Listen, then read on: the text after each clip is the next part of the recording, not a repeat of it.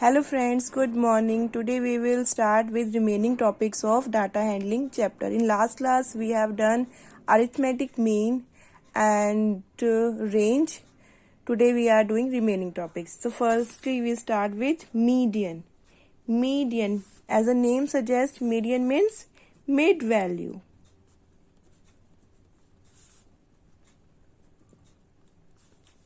If you are having a set of observation, the middle value will be the median. For example, जैसे कि कोई भी set of observation हम यहाँ ले लेते हैं, तो अब इसमें हम चेक करते हैं मिडिल वैल्यू कौन सी है, 6, तो ये आपका हो जाएगा मीडियन। तो अब आपने यहाँ देखा कि मैंने कितनी ऑब्जर्वेशंस ली थी, 1 2 3 4 5 6 7, मीन्स एन की वैल्यू कितनी थी, 7, means number of observation odd number है। तो इसमें तो हम इजीली फाइंड आउट कर सकते हैं कि मिडिल वैल्यू आपकी क्या है, वो मीडियन हो जाएगा। मीडियन में क्या होता है, half number of observation are smaller than middle value और median and half number of observations are greater than middle value. अब हम देखते हैं कि जो नंबर ऑफ ऑब्जर्वेशन है वो इवन फॉर्म में होंगी, तो हमें क्या करना है। हमने एक क्वेश्चन ले लिया जैसे, तो यहाँ पे आपने देखा कितनी ऑब्जर्वेशन है, 1 2 3 4 5 6, मीन्स एन की वैल्यू क्या है, इवन नंबर है, 6 है। तो इस केस में हम क्या करेंगे, जो मिडल 2 वैल्यूज होंगी उनका हम मीन निकालेंगे। मीन हमने लास्ट क्लास में किया था ना, तो हम क्या करेंगे, 9 + 11 डिवाइड बाय 2, तो ये आपका हो गया 20 डिवाइड बाय 2 और आपका मीडियन हो गया 11। ओके, आई थिंक सबको मीडियन क्लियर हो गया होगा। Now we are going to start mode. Mode means आपके पास अ सेट ऑफ ऑब्जर्वेशंस है, तो उसमें जो नंबर बार बार रिपीट हो रहा है, हाईएस्ट नंबर ऑफ टाइम्स है, तो उसको हम बोलेंगे मॉड। जैसे कि हम क्वेश्चन लेते हैं, 7 8 2 5 2 8, तो या तो हम इसको असेंडिंग ऑर्डर या फिर डिसेंडिंग ऑर्डर में अरेंज कर लें, या फिर हम ऐसे भी कर सकते हैं, कोई कंपल्सरी नहीं है। हम चेक करते हैं 2 कितने नंबर ऑफ टाइम्स है, 1 2 3 4, तो हम लिख लेते हैं 4 टाइम्स। उसके बाद 4 सिर्फ 1 टाइम ही है। उसके बाद 6 भी 1 टाइम है। देन 7 भी 1 टाइम है। 5 1 टाइम एंड 8 भी 1 टाइम। तो अब हमने देखा कि जो हमारे पास ऑब्जर्वेशन में 2 नंबर है वो 4 टाइम्स रिपीट हुआ है, तो इस सेट ऑफ ऑब्जर्वेशन में मोड की वैल्यू हो जाएगी 2। क्लियर? आई थिंक ये कंसेप्ट आपको समझ आया होगा। अब आगे चलते हैं, नेक्स्ट टॉपिक ले लेते हैं, बार ग्राफ।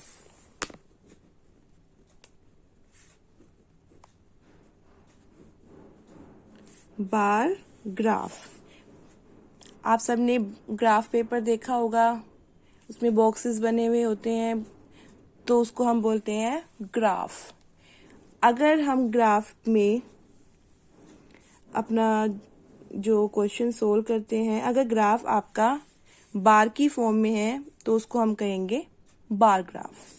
ठीक है, जैसे कि एग्जांपल ले लेते हैं,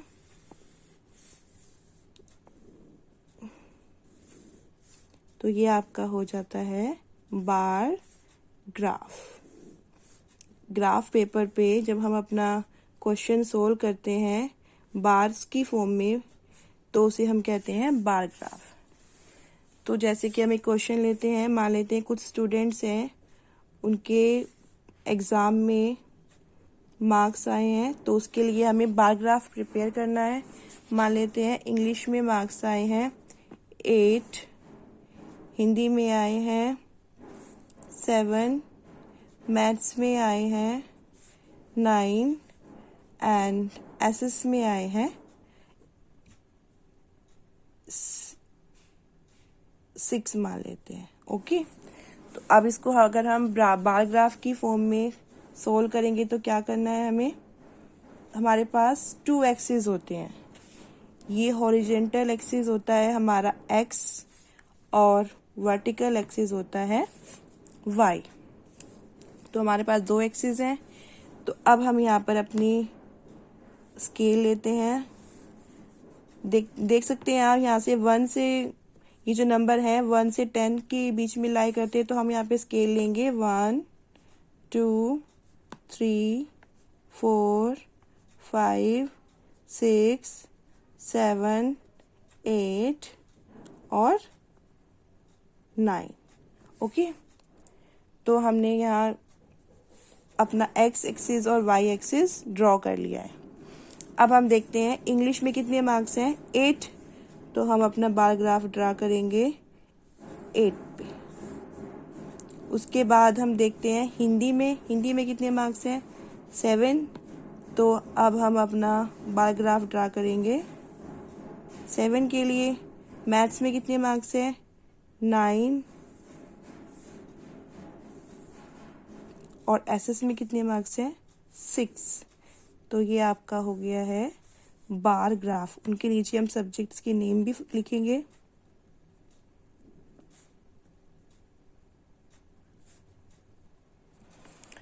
तो ये आपके मान लेते हैं सेमेस्टर 1 के मार्क्स हैं। अब अगर हमें सेमेस्टर 2 के मार्क्स भी बार ग्राफ में रिप्रेजेंट करने हैं, तो आप सब सोचोगे कि हम दूसरा ग्राफ बना लेंगे। नहीं, हम इसी ग्राफ में कर सकते हैं। इसको हम बोलेंगे डबल बार ग्राफ। ये हमने बनाया सिंगल बार ग्राफ। ओके, तो हम मान लेते हैं सेमेस्टर 2 में कितने मार्क्स आए हैं, 6 9 8 और 7। तो हम इसी बार ग्राफ में ड्रा करेंगे। इंग्लिश में कितने मार्क्स आए हैं, 6। तो हम इसके साथ ही दूसरा ग्राफ बना देंगे। उसके बाद हिंदी में कितने आए हैं, 9। तो हम इसके साथ ही सेमेस्टर 2 का ग्राफ बना देंगे। उसके बाद मैथ्स में कितने आए हैं, 8। तो हम मैथ्स के साथ ही सेमेस्टर 2 का ग्राफ बना देंगे। एसएस में कितने आए, 7। तो इसी के साथ हम सेमेस्टर 2 का ग्राफ बना देंगे। तो इसको बोलेंगे हम double bar graph. Is that clear? अब हम करते हैं नेक्स्ट टॉपिक, प्रोबेबिलिटी।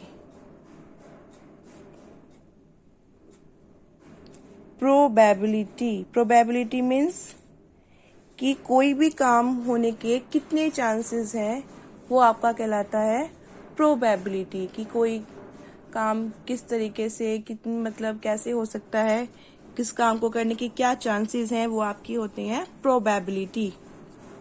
मान लेते हैं हमारे पास एक कॉइन है। तो कॉइन में या तो हेड आएगा या फिर टेल आएगा, 2 ही आउटकम्स होती हैं।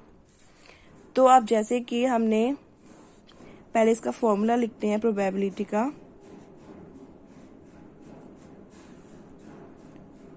Number of favourable outcomes divide by total number of outcomes.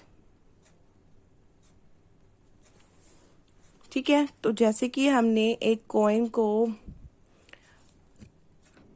लिया है, तो उसको हमने उछाला है कॉइन को। तो अब हम पूछते हैं कि हेड आने के कितने चांसेस हैं। तो उसके 2 ही आउटकम्स होती हैं कॉइन की। तो हेड आने के कितने चांसेस होंगे, 1 चांसेस होंगे। और टोटल नंबर ऑफ आउटकम्स कितनी है, हेड या टेल, 2। तो ये इसकी क्या हो जाएगी, प्रोबेबिलिटी। ओके, उसके बाद हम देखते हैं डाइस में कितने नंबर ऑफ आउटकम आ सकते हैं, फेवरेट आउटकम्स 6 तक आ सकते हैं। तो जैसे कि हमारे पास कोई क्वेश्चन है कि 3 या 3 से कम नंबर आने की क्या प्रोबेबिलिटी है, क्या चांसेस है, तो उसके लिए हम क्या करेंगे, 3 या 3 से कम। तो कितने हो गए फेवरेबल आउटकम्स, 1 2 3, और टोटल नंबर ऑफ आउटकम्स कितने हैं, 6। 3 1 ज़ा 3, 3 2 ज़ा 6, तो कितनी प्रोबेबिलिटी हो गई, 1/2। तो 3 या 3 से कम नंबर आने के चांसेस कितने हैं, 1/2, हाफ चांसेस हैं। 3 आएगा या फिर 3 से कम, तो कितनी आउटकम्स हो गई, 3, एंड टोटल आउटकम कितनी होती हैं, 6 होती हैं, तो ये आपका हो गया 1/2। तो जैसे कि आपको मैंने कंसेप्ट क्लियर कर दिया डाटा हैंडलिंग का, median, mode, arithmetic mean, bar graph, probability, तो आप इजीली एक्सरसाइज के क्वेश्चन फाइंड आउट कर सकते हैं। Thank you, bye bye.